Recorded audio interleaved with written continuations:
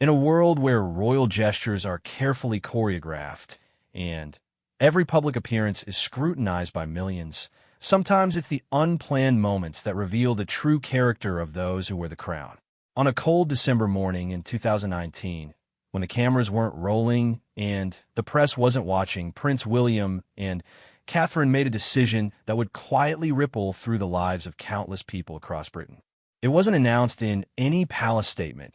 It didn't make the front pages immediately, and it certainly wasn't done for publicity. Yet when word of their simple act of kindness finally emerged, it reminded an entire nation why the monarchy still matters in the modern world. This is the story of how a spontaneous moment of human compassion became a beacon of hope during one of the most challenging times in recent British history. The morning of December 15th, 2019, began like any other at Kensington Palace. Catherine, Duchess of Cambridge, was reviewing her schedule over breakfast when she received an unexpected phone call that would change the course of her day entirely. On the other end of the line was Sarah Mitchell, the head of pastoral care at St. Mary's Hospital in Paddington, her voice trembling with urgency and hope. Sarah had been working at the hospital for over 20 years, and she had never made a call quite like this one. 3 days earlier, a 7-year-old boy named Tommy Harrison had been brought to the emergency ward after a severe asthma attack. What should have been a routine treatment had taken a devastating turn when Tommy suffered complications that left him fighting for his life in the pediatric intensive care unit. His parents, Claire and Mark Harrison, hadn't left his bedside since. The Harrison family wasn't wealthy or well-connected. Mark worked as a plumber in East London, while Claire had given up her job as a teaching assistant to care for their 3 children. Tommy was their youngest, a bright and energetic boy who loved football and had dreams of playing for Arsenal one day. The family had been struggling financially even before Tommy's hospitalization, and now they faced the additional burden of mounting medical expenses and lost wages as Mark couldn't work while staying by his son's side. What made Sarah's call even more poignant was the timing. The previous week, Catherine had made an official visit to St. Mary's Hospital as part of her patronage work with children's healthcare charities. During that visit, she had spent time in the pediatric ward, reading stories to young patients and speaking with their families. Sarah had been impressed not just by Catherine's natural ease with the children, but by her genuine interest in understanding the challenges faced by families during medical crises. During that visit, Catherine had noticed how the hospital staff went above and beyond their medical duties, often providing emotional support to families and sometimes even helping with practical needs. She had asked Sarah about the most difficult cases they encountered, and Sarah had explained how financial stress often compounded the emotional trauma of having a seriously ill child. Catherine had listened intently, asking thoughtful questions about how such families could be better supported. Now, 3 days after that conversation, Sarah found herself in an impossible situation. Tommy's condition had stabilized somewhat, but he would need weeks of specialized care and rehabilitation. The family's financial situation was becoming desperate. Claire had confided to Sarah that they might lose their small flat if Mark couldn't return to work soon, but neither parent was willing to leave Tommy's side during this critical period. Sarah had spent sleepless nights thinking about the Harrison family's predicament. She knew there were limited resources available through the hospital's social services, but they wouldn't be enough to cover the family's mounting expenses. It was then that she remembered Catherine's genuine concern about such situations and her specific request to be informed if there were ways she could help families in crisis. Making the call required enormous courage on Sarah's part. She knew she was breaching normal protocol by contacting a member of the royal family directly, but something about Catherine's sincerity during the hospital visit convinced her that this was someone who truly cared about making a difference rather than just fulfilling official duties. When Catherine answered the phone, Sarah's nervousness was evident in her voice. She began by apologizing for the unusual nature of her call and quickly explained the situation. She described Tommy's condition, his family's circumstances, and their growing desperation. Sarah was careful not to ask for anything specific, instead simply sharing the story and hoping that perhaps Catherine might know of resources or organizations that could help. Catherine listened without interruption, asking only a few quiet questions about Tommy's prognosis and his family's immediate needs. Her response surprised Sarah. Rather than offering to connect the family with charitable organizations or suggesting they apply for various forms of assistance, Catherine asked for the family's details and said she would look into the situation personally. She requested that Sarah keep their conversation confidential for now, explaining that she preferred to help without creating publicity that might embarrass the family.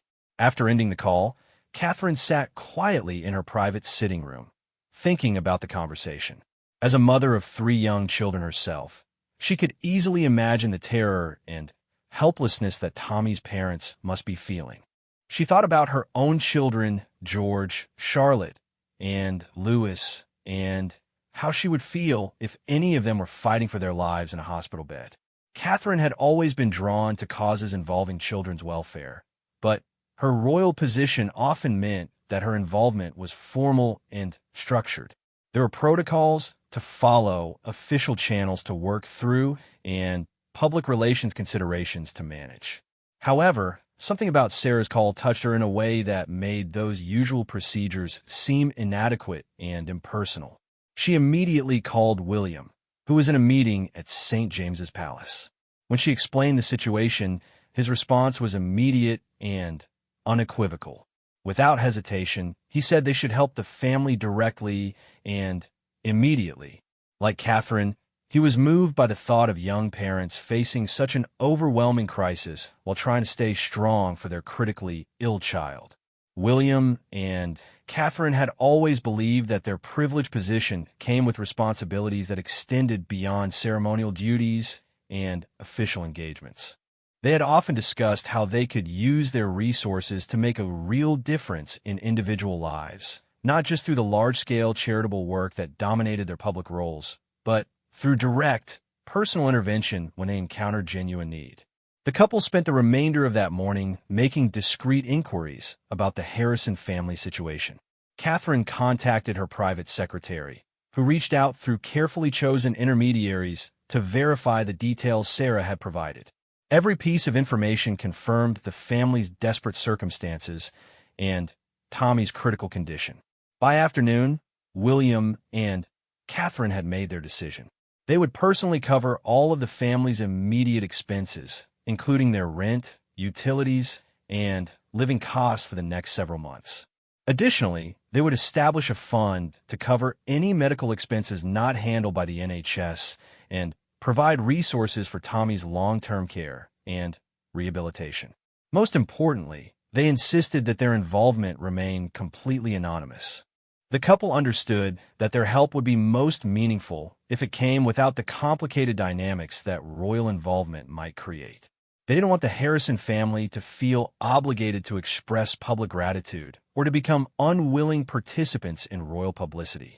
Their goal was simply to remove the financial stress so that Claire and Mark could focus entirely on their son's recovery.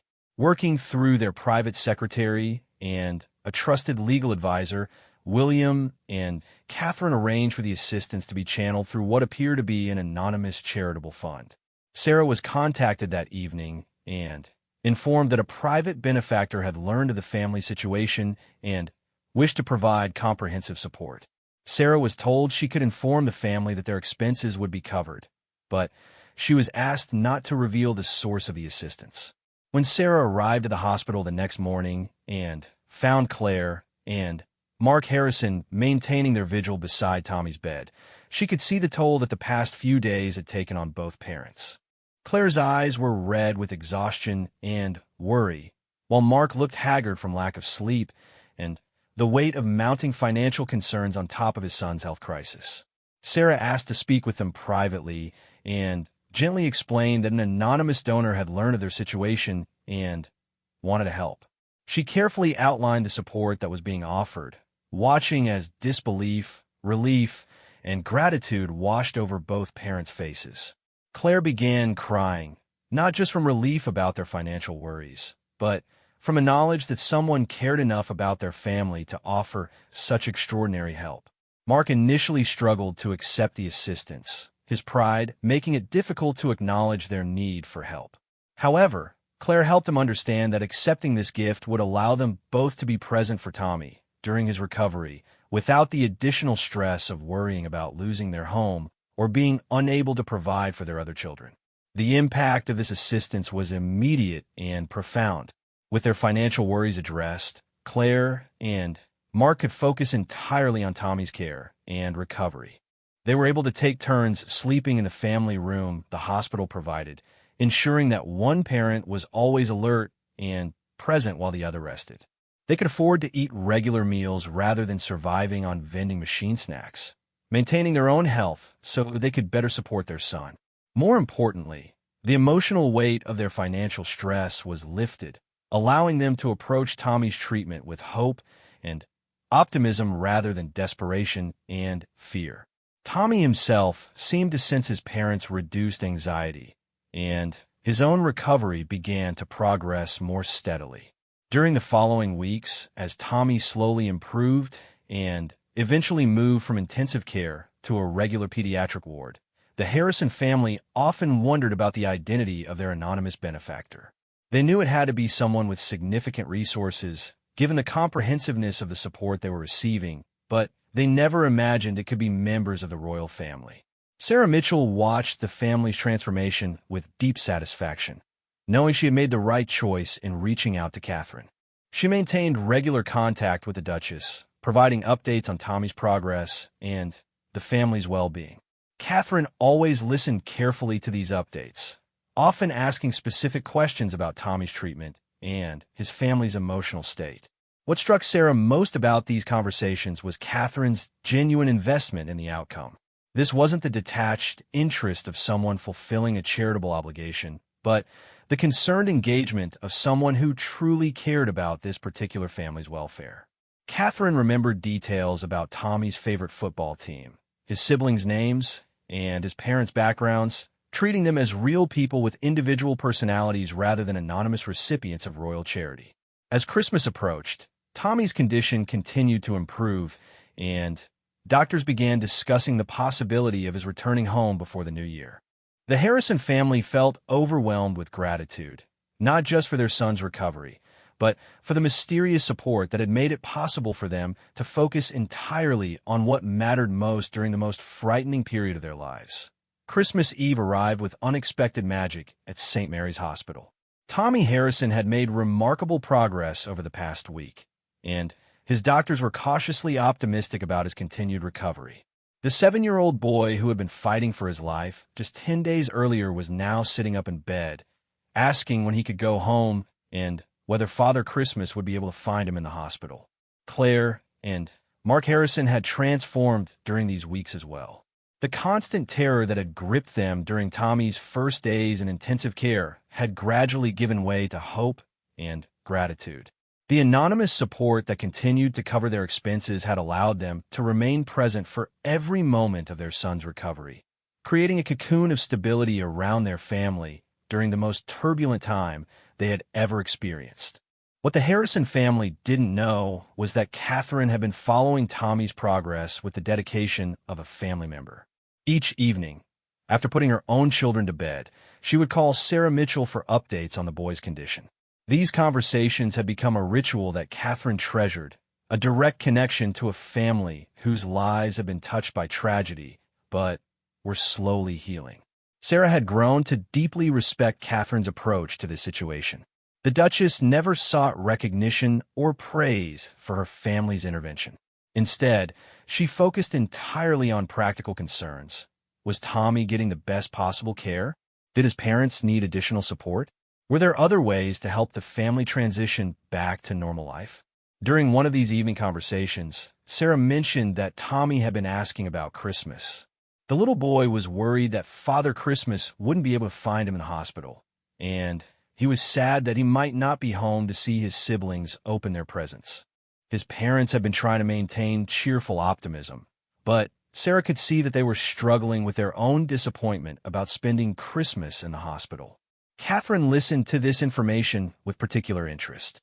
She understood the importance of childhood traditions and the special magic that Christmas held for young children. After consulting with William, she began making discreet arrangements that would bring some of that Christmas magic to Tommy's hospital room. The plan that Catherine developed was characteristically thoughtful and comprehensive. Rather than simply sending gifts, she wanted to create an experience that would make Christmas morning special for Tommy and his family while respecting their privacy and the hospital's policies. She worked with Sarah to coordinate every detail, ensuring that the surprise would be meaningful without being overwhelming. Early Christmas morning, before visiting hours officially began, a small group of people arrived at the hospital carrying carefully wrapped packages and decorations. They had been given special permission to access the pediatric ward, and they moved quietly through the corridors so as not to disturb other patients and families. Tommy was still sleeping when they began transforming his room. Working quickly and quietly, they hung colorful decorations, set up a small Christmas tree in the corner, and arranged presents around the base. They also brought special Christmas breakfast treats for the entire family, and even small gifts for Tommy's siblings, who would be visiting later that day. What made this gesture even more special was the personal attention that had gone into selecting each item. The gifts for Tommy reflected his love of football, including a signed Arsenal jersey and a football sign by his favorite player. There were also books, games, and toys chosen specifically for a 7-year-old boy recovering from a serious illness. His siblings received age-appropriate gifts that showed someone had taken the time to learn about their individual interests. When Tommy woke up and saw his transformed room, his reaction was everything that Catherine had hoped for. His eyes grew wide with wonder and delight, and he immediately began calling for his parents to come see what Father Christmas had brought. Claire and Mark were equally amazed, not just by the gifts and decorations, but by the clear evidence that someone had put enormous thought and care into making this moment special for their son. The attached card simply read, "Wishing Tommy and his family a Christmas filled with love, hope, and healing. From someone who cares." There was no signature or identifying information, maintaining the anonymity that William and Catherine had insisted upon from the beginning. The hospital staff who witnessed Tommy's Christmas morning were moved by the transformation they saw in the entire family. The boy's excitement and joy seemed to energize everyone around him, creating an atmosphere of celebration that spread throughout the pediatric ward. Other young patients and their families were lifted by Tommy's happiness, and the nursing staff found themselves smiling more frequently as they went about their duties. Sarah Mitchell watched these events unfold with a deep sense of satisfaction and gratitude. She had taken a significant risk in reaching out to Catherine, but the results had exceeded her wildest hopes. Not only had the Harrison family received the practical support they desperately needed, but they had also been given the gift of experiencing joy and celebration during what could have been the most difficult Christmas of their lives. Over the following days, as Tommy's strength continued to improve, Catherine maintained her regular contact with Sarah. She was particularly interested in hearing about the family's emotional well-being and their preparation for eventually returning home. Catherine understood that the transition from hospital to normal life could be challenging for families who had experienced medical trauma, and she wanted to ensure that the Harrisons had the support they needed during this phase of their recovery. During one of these conversations, Sarah mentioned that Claire Harrison had expressed concern about Tommy's return to school. The little boy had missed several weeks of education, and his parents were worried about him falling behind his classmates. Additionally, Claire was anxious about how Tommy might cope with the emotional aftermath of his hospitalization, particularly any anxiety he might develop about his health. This information prompted Catherine to research resources for children recovering from serious medical episodes. She discovered that there were specialized educational and psychological support services available, but many families were unaware of these resources or found them difficult to access. Working through her private secretary, Catherine arranged for Tommy to receive tutoring that would help him catch up academically, as well as counseling support to help him process his medical experience. These additional services were provided through the same anonymous channel as the family's other support, ensuring that the Harrisons never felt overwhelmed by the scope of assistance they were receiving. Instead, each new resource was presented as a natural extension of their benefactor's desire to support Tommy's complete recovery and return to normal childhood activities. The tutoring proved to be particularly beneficial for Tommy. Not only did it help him maintain his academic progress, but it also gave him a sense of normalcy and future orientation that was important for his psychological recovery. The tutor, an experienced educator who specialized in working with children who had experienced medical trauma, helped Tommy understand that his illness was something that happened to him, not something that defined him. The counseling support was equally valuable for the entire family.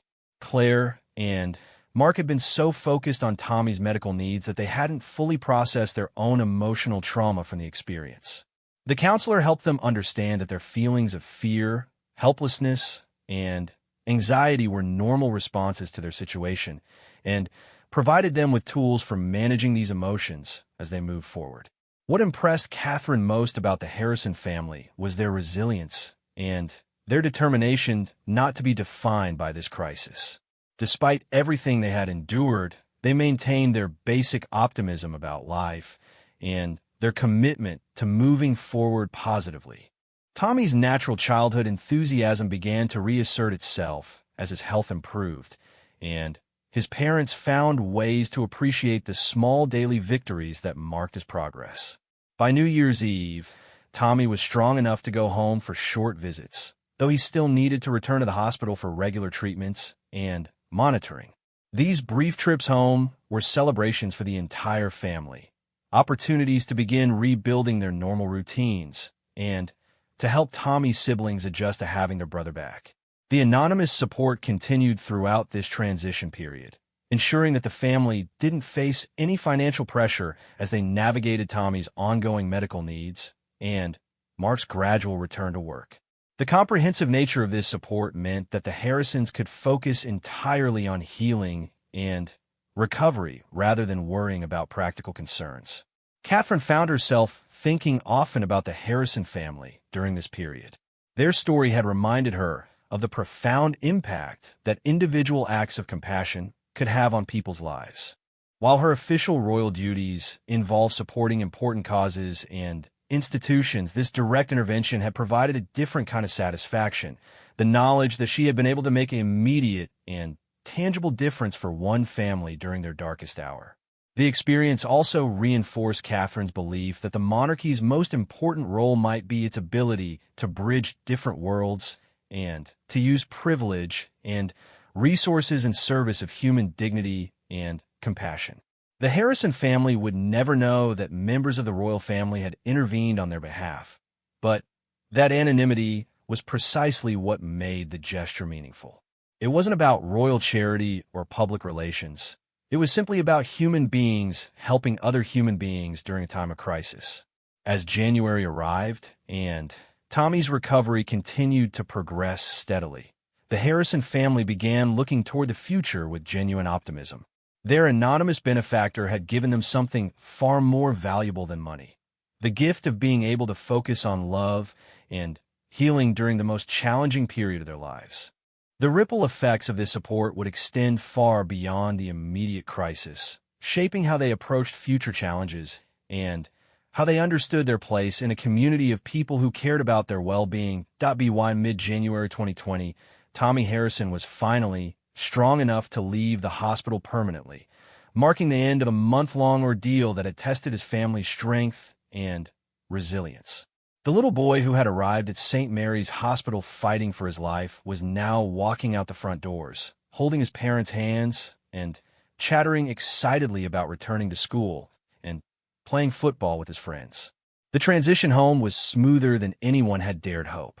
The comprehensive support that the family had been receiving continued seamlessly, ensuring that Tommy's ongoing medical needs were met without creating financial strain.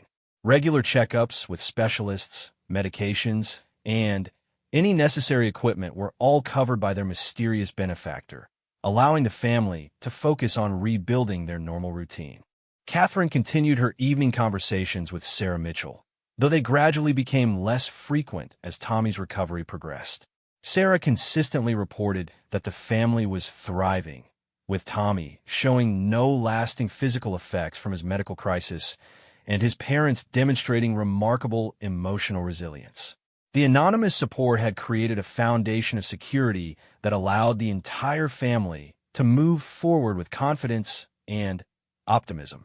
What neither Sarah nor the Harrison family knew was that Catherine had begun extending her informal support network to include other families facing similar crises. Tommy's case had opened her eyes to the gaps that existed in the support system for families dealing with pediatric medical emergencies, and she had quietly begun working to address some of these deficiencies. Working through carefully chosen intermediaries, Catherine had established what appeared to be a small private foundation focused on supporting families during pediatric medical crises. The foundation provided emergency financial assistance, connected families with specialized resources, and offered ongoing support during recovery periods.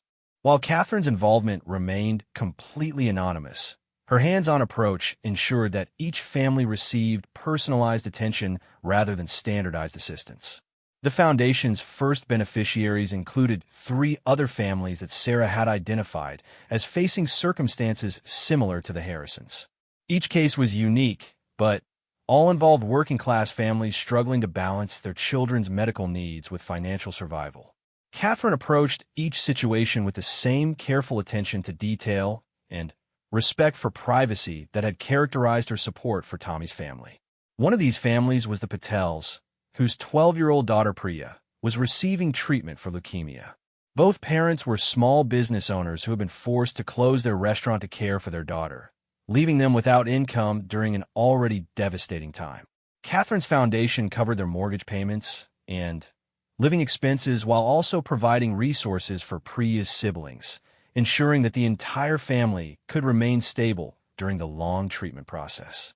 Another beneficiary was the Johnson family, whose infant son Marcus had been born with a serious heart defect requiring multiple surgeries. The single mother, Jennifer Johnson, worked as a nurse but had exhausted her sick leave and faced losing her job if she took additional time off to care for Marcus. The foundation's support allowed Jennifer to take an extended leave without pay while maintaining her family's financial stability and ensuring that she could be present for her son's critical medical procedures. The third family was the O'Briens, whose 10-year-old son Sean had suffered a traumatic brain injury in a cycling accident. Sean's father was a construction worker who couldn't work while staying with his son during the critical early stages of recovery, and the family's limited savings were quickly depleted by travel expenses and accommodation costs while Sean was treated at a specialized facility far from their home. Catherine's foundation provided comprehensive support that allowed both parents to remain with Sean throughout his rehabilitation. What distinguished Catherine's approach was her insistence on understanding each family's specific needs and circumstances rather than applying a one-size-fits-all solution. She worked with Sarah and other trusted healthcare professionals to identify families who were falling through the cracks of existing support systems, focusing particularly on working-class families who earned too much to qualify for many forms of assistance, but too little to weather a major medical crisis without devastating financial consequences. The foundation's support extended beyond immediate financial assistance to include practical resources that addressed the complex challenges these families faced. This included help with transportation to medical appointments, temporary housing near hospitals for families who lived far from specialized treatment centers, educational support for children who missed significant school time, and counseling services for both patients and family members. Catherine's personal involvement in overseeing these cases meant that the foundation operated more like an extended family support network than a traditional charity. She reviewed regular reports on each family's progress, asked detailed questions about their evolving needs, and frequently adjusted the support provided based on changing circumstances. This hands-on approach ensured that no family felt abandoned once their immediate crisis passed. The success of these interventions was evident in the outcomes for the families involved. The Harrisons had become advocates for other families facing similar challenges, sharing their experience and offering practical advice while maintaining the confidentiality of their benefactor's identity. Tommy had returned to school, and was thriving both academically and socially, with his medical crisis becoming a distant memory rather than a defining trauma. Priya Patel had responded well to her leukemia treatment, and her family's restaurant had been able to reopen once she entered remission. The financial support they had received during the crisis allowed them to maintain their business relationships and customer base, ensuring that they could resume their livelihood without starting from scratch. The family's gratitude was evident in their newfound commitment to supporting other families in their community who faced similar challenges.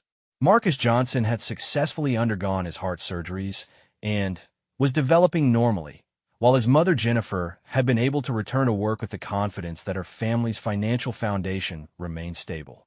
The support had allowed her to focus entirely on her son's medical needs during the critical early months of his life, contributing to his positive outcomes and her own emotional well-being. Sean O'Brien had made a remarkable recovery from his brain injury, exceeding his doctor's initial expectations for his cognitive and physical rehabilitation.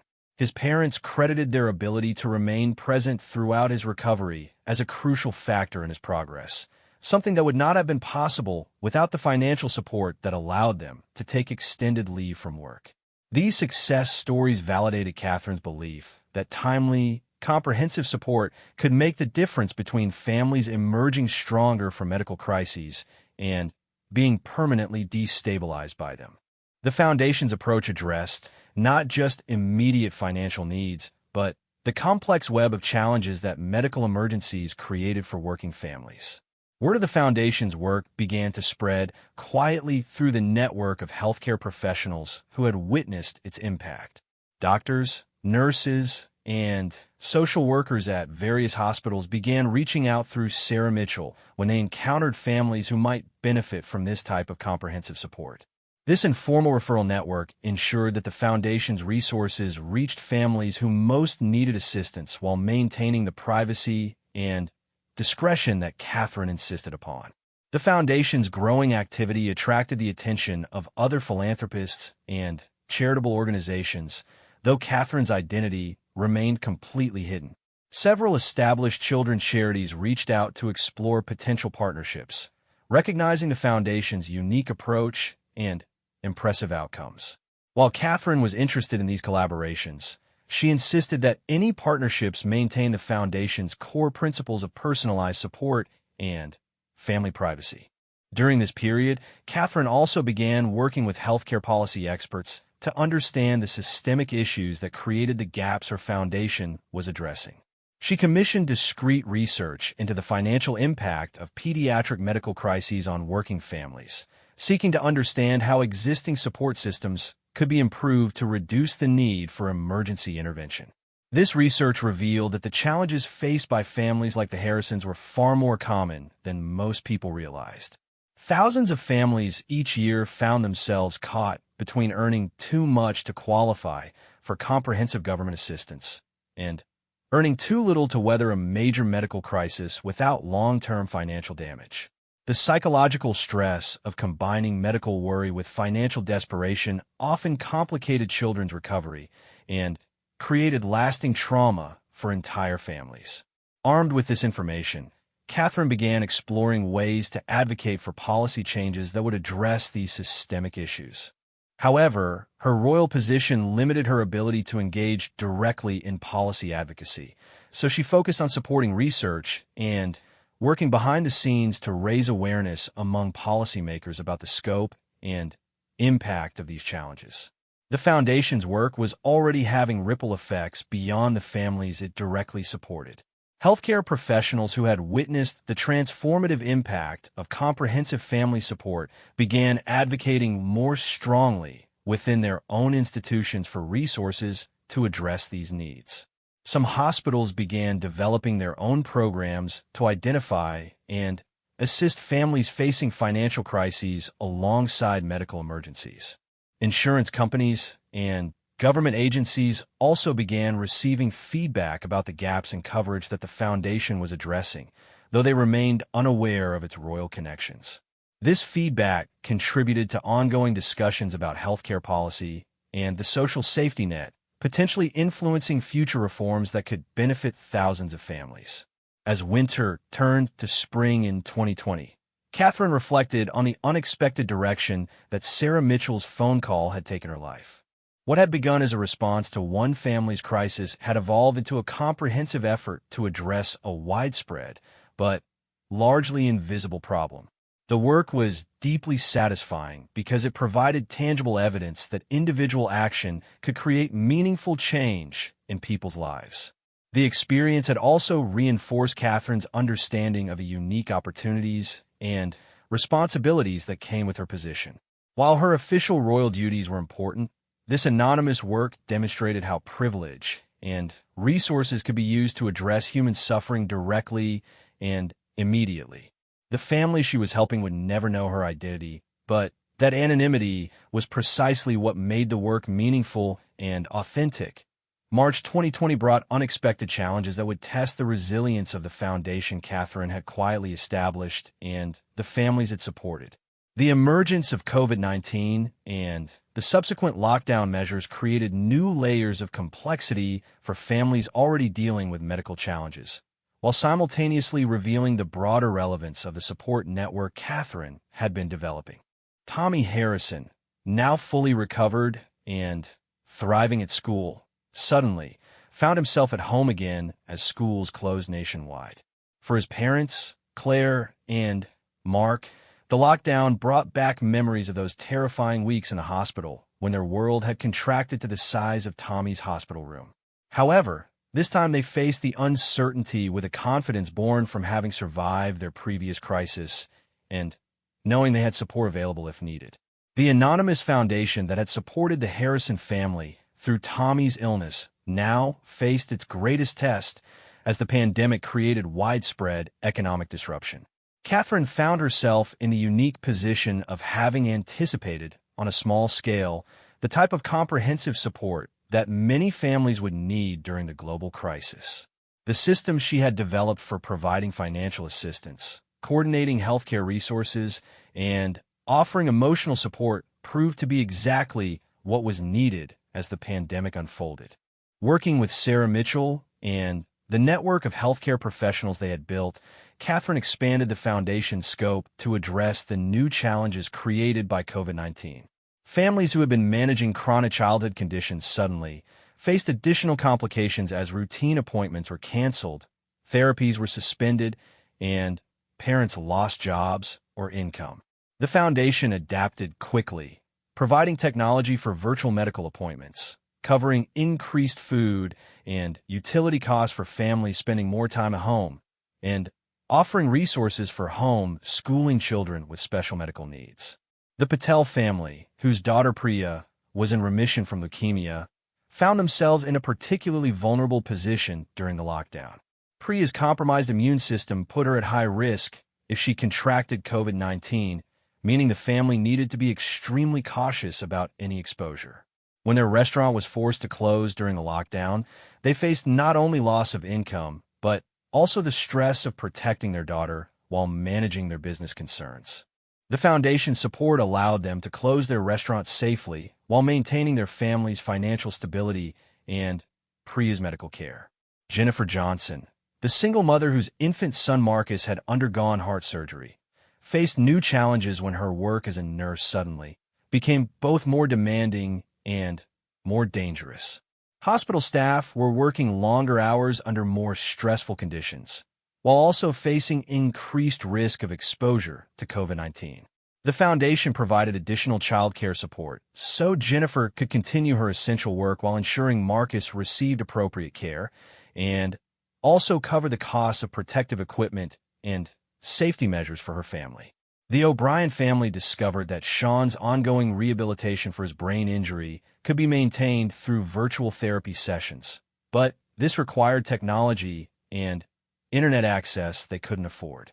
The foundation provided tablets, high-speed internet, and technical support to ensure Sean's recovery continued uninterrupted despite the lockdown restrictions.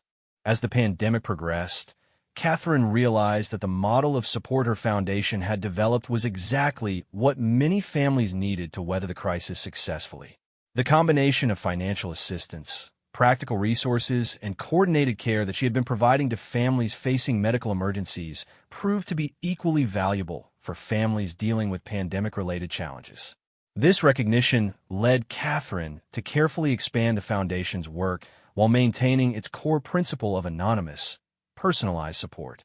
She began supporting families who didn't have specific medical crises but were struggling with the compound effects of job loss, school closures, and health concerns during the pandemic. The expansion was gradual and selective, focusing on working families who were falling through the cracks of government relief programs. One of these new beneficiaries was the Williams family, whose father worked as a freelance photographer and whose income disappeared entirely when events and gatherings were canceled.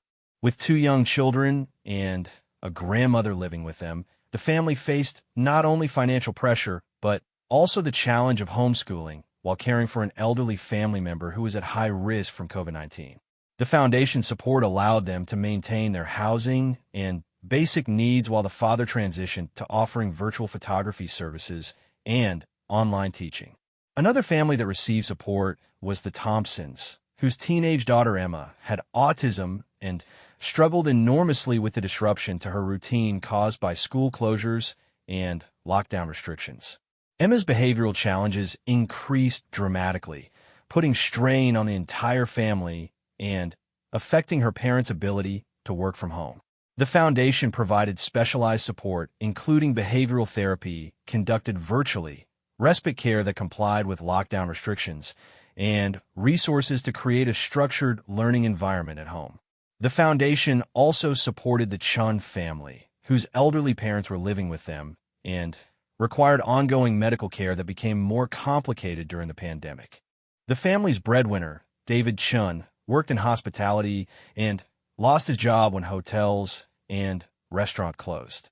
The Foundation's assistance allowed the family to maintain their multi-generational household safely while ensuring that the grandparents received appropriate medical care and the younger generation could pursue online education opportunities.